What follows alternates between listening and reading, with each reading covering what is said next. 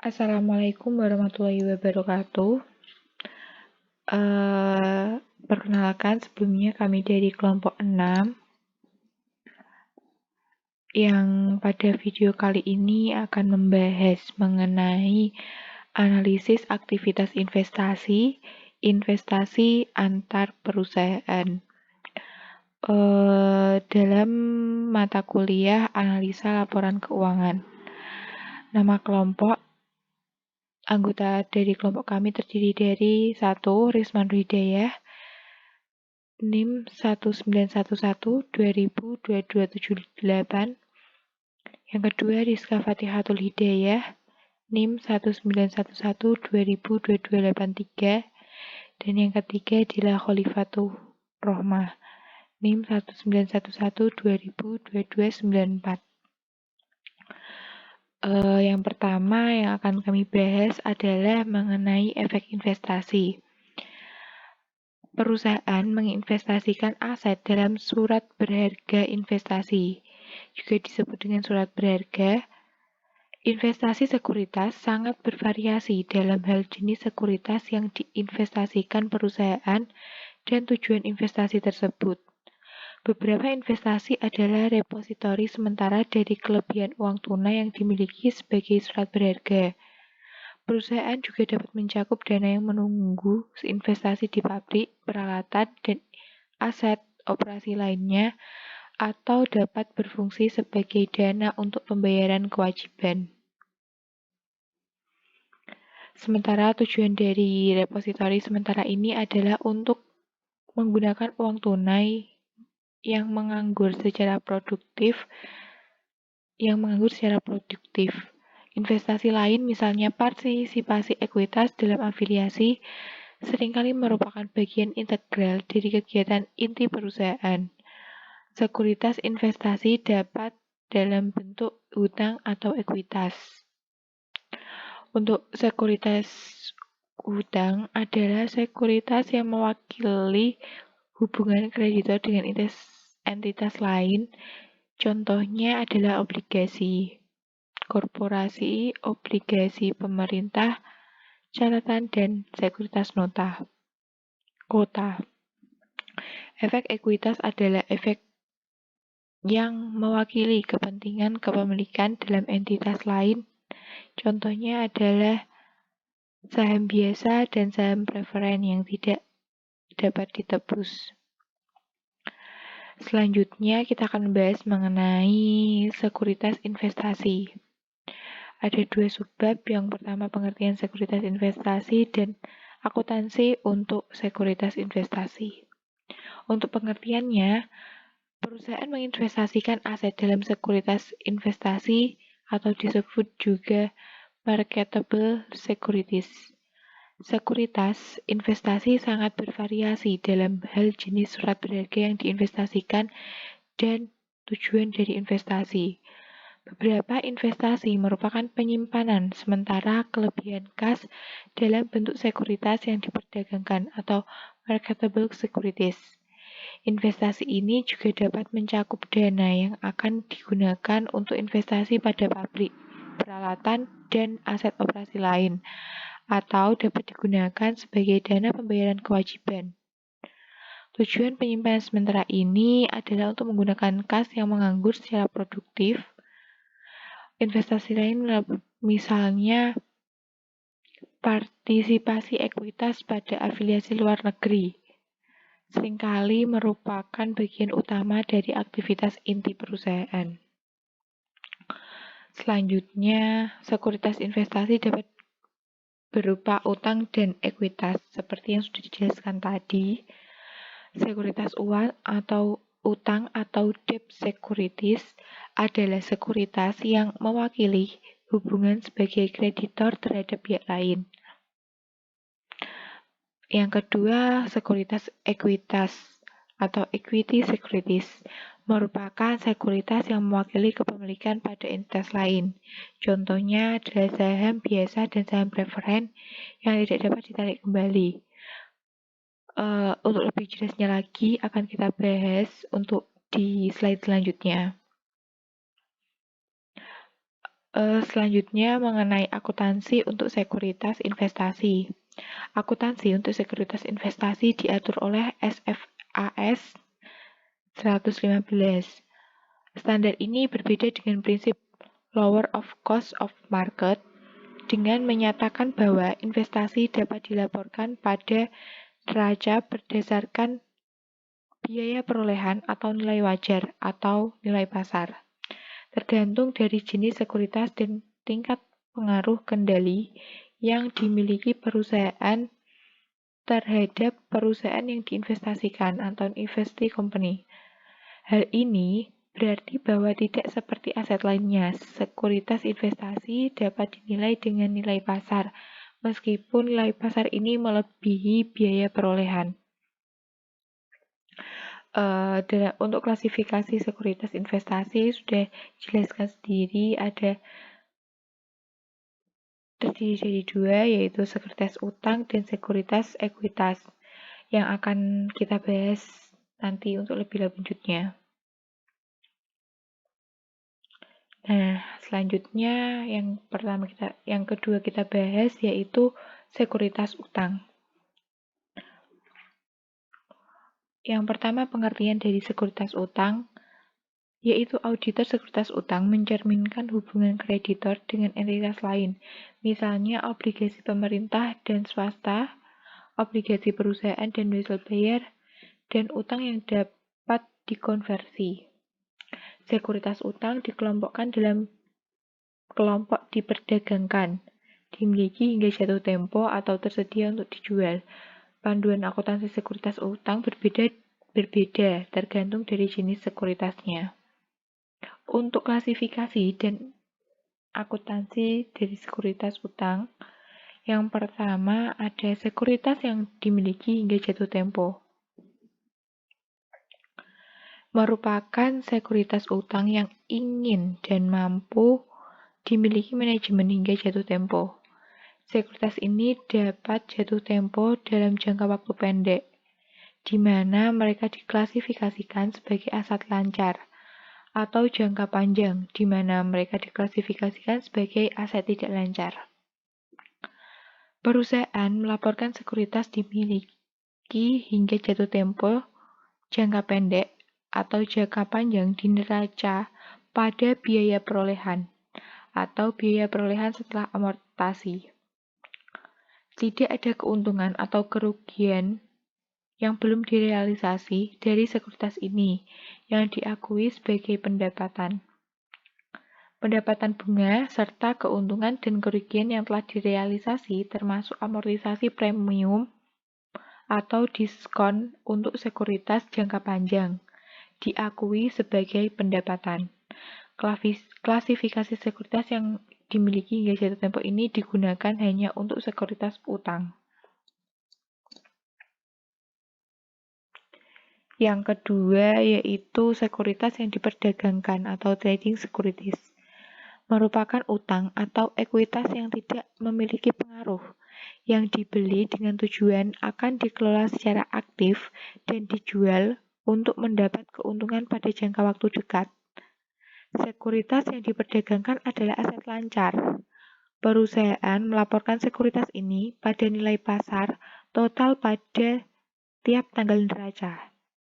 Keuntungan dan kerugian yang belum direalisasi atau perubahan nilai wajar sekuritas yang dimiliki, dan keuntungan atau kerugian yang telah direalisasi, atau keuntungan dan kerugian pada saat penjualan, termasuk pada perhitungan laba bersih. Pendapatan bunga dari sekuritas diperdagangkan dalam bentuk utang ini dicatat saat terjadinya, atau pendapatan dividen dari sekuritas ekuitas diperdagangkan diakui saat terjadinya. Selanjutnya yang ketiga yaitu sekuritas tersedia dijual atau available for sale securities. Merupakan sekuritas utang atau ekuitas yang dimiliki yang tidak memiliki pengaruh, yang tidak tergolong sekuritas diperdagangkan atau dimiliki hingga jatuh tempo. Sekuritas ini dapat dikelompokkan sebagai aset lancar atau aset tidak lancar, tergantung dari jangka waktu atau kapan manajemen berniat menjual sekuritas tersebut. Sekuritas ini dilaporkan berdasarkan nilai wajar pada neraca. Namun, perubahan pada nilai wajar tidak dimasukkan sebagai komponen laba, melainkan dimasukkan sebagai komponen pendapatan komprehensif. Pada sekuritas tersedia untuk dijual, pendapatan bunga termasuk amortisasi premium atau diskon sekuritas jangka panjang dicatat saat terjadinya, atau pada sekuritas ekuitas tersedia untuk dijual, dividen dicatat sebagai penghasilan saat terjadinya. Keuntungan dan kerugian yang telah direalisasi dicatat sebagai bagian dari laba bersih. Selanjutnya yang keempat, perubahan kelompok investasi. Saat ini atau kemampuan manajemen untuk meneruskan tujuan memiliki sekuritas investasi berubah secara signifikan. Sekuritas tersebut harus direklasifikasi atau dipindahkan pada kelompok lain. Umumnya, sekuritas utang yang dikelompokkan sebagai dimiliki hingga jatuh tempo tidak dapat dipindah menjadi kelompok lain kecuali pada keadaan luar biasa seperti merger, akuisisi, divestasi, penurunan tajam peringkat kredit, atau kejadian luar biasa lainnya. Pemindahan dari kelompok atau tersedia untuk dijual menjadi diperdagangkan biasanya juga tidak dibolehkan. Namun, ketika pemindahan antar kelompok ini terjadi, sekuritas harus disesuaikan pada nilai wajarnya. Selanjutnya, perubahan kelompok investasi. Nilai wajar ini memastikan bahwa perusahaan yang mengubah kelompok sekuritas secara langsung mengakui nilai wajar atau pada laporan laba ruginya. Hal ini juga mengurangi kesempatan perusahaan untuk menyembunyikan perubahan nilai wajar dan mengubah sekuritas menjadi kelompok lain yang tidak mengakui perubahan nilai wajar sebagai bagian laba bersih. Untuk pembahasan yang keempat ini yaitu mengenai sekuritas ekuitas. Sekuritas ekuitas atau equity securities mencerminkan bagian kepemilikan entitas lain yang meliputi saham biasa dan saham preference serta hak untuk memperoleh atau menjual bagian kepemilikan serta waran, stock right, serta opsi beli atau call option dan opsi jual put option. Saham preferen yang dapat ditarik kembali serta sekuritas utang yang dapat dikonversi tidak dapat dimasukkan sebagai sekuritas ekuitas atau sekuritas tersebut diklasifikasikan sebagai sekuritas utang. Dua motivasi utama perusahaan membeli sekuritas ekuitas adalah yang pertama, untuk memaksakan pengaruh pada direksi dan manajemen entitas lain, seperti pemasok, pelanggan, dan anak perusahaan. Yang kedua, untuk mendapatkan dividen dan penghasilan dari kenaikan harga saham. Perusahaan melaporkan investasi dalam sekuritas ekuitas berdasarkan kemampuan mereka untuk mempengaruhi atau mengendalikan aktivitas perusahaan yang diinvestasi. Bukti kemampuan ini dicerminkan oleh presentase sekuritas dengan hak suara yang dimiliki oleh perusahaan investor. Presentase ini merupakan panduan dan dapat digantikan oleh faktor lain.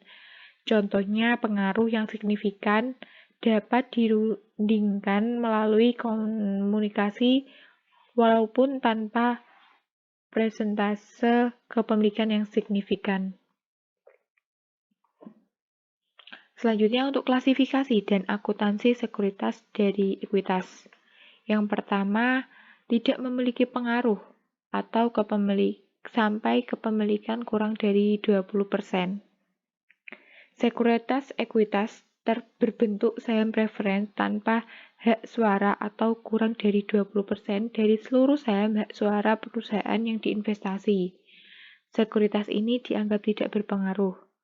Pada kasus ini, investor diasumsikan memiliki pengaruh minimal pada aktivitas perusahaan yang diinvestasi. Investasi ini dapat dikelompokkan sebagai sekuritas diperdagangkan atau tersedia untuk dijual berdasarkan niat dan kemampuan manajemen. Akuntansi untuk sekuritas ini telah dijelaskan pada penjelasan sekuritas ekuitas utang dalam kelompok yang sama. Kemudian yang kedua, pengaruh signifikan. Kepemilikan antara 20% sampai 50%. Kepemilikan saham, meskipun kurang dari 50% saham dengan hak suara, dapat memberikan investor kemampuan untuk mempengaruhi secara signifikan aktivitas usaha perusahaan yang diinvestasi. Pembuktian atas kemampuan investor untuk memaksakan pengaruh signifikan terhadap aktivitas usaha perusahaan yang diinvestasi diperlihatkan dalam berbagai cara seperti perwakilan dan partisipasi manajemen atau perundingan yang berpengaruh sebagai hasil dari hubungan berdasarkan perjanjian. Yang ketiga, pengaruh signifikan kepemilikan antara 20% sampai 50%. Ini merupakan lanjutan dari pengaruh signifikan yang tadi, yang kedua, yaitu jika tidak terdapat bukti yang berlawanan, investasi atau langsung maupun tidak langsung sebesar 20% atau lebih, tetapi kurang dari 50% atas saham dengan hak suara perusahaan yang diinvestasi diasumsikan memiliki pengaruh signifikan. Investor memperlakukan investasi ini dengan metode ekuitas. Metode ekuitas atau equity method mengharuskan investor untuk mencatat investasi awal sebesar biaya perolehan dan kemudian menyesuaikan akuntansi investasi dengan proporsi investor pada laba atau rugi perusahaan yang diinvestasikan sejak akuisisi dan memengaruhi akun investasi sebesar jumlah dividen yang diterima dari perusahaan yang diinvestasikan. Selanjutnya ini yang ketiga, pihak yang mengendalikan. Kepemilikannya lebih dari 50%. Kepemilikan lebih dari 50% disebut sebagai pihak yang mengendalikan atau controlling investment, di mana investor tersebut sebagai induk perusahaan atau holding company dan perusahaan yang diinvestasi sebagai anak perusahaan atau subsidiary. Untuk kepemilikan lebih dari 50%, perusahaan harus menyiapkan laporan keuangan konsolidasi. Nah, mungkin itu penjelasan mengenai analisis aktivitas investasi pada investasi antar perusahaan. Cukup sekian video pada kali ini. Kurang lebihnya mohon maaf. Wassalamualaikum warahmatullahi wabarakatuh.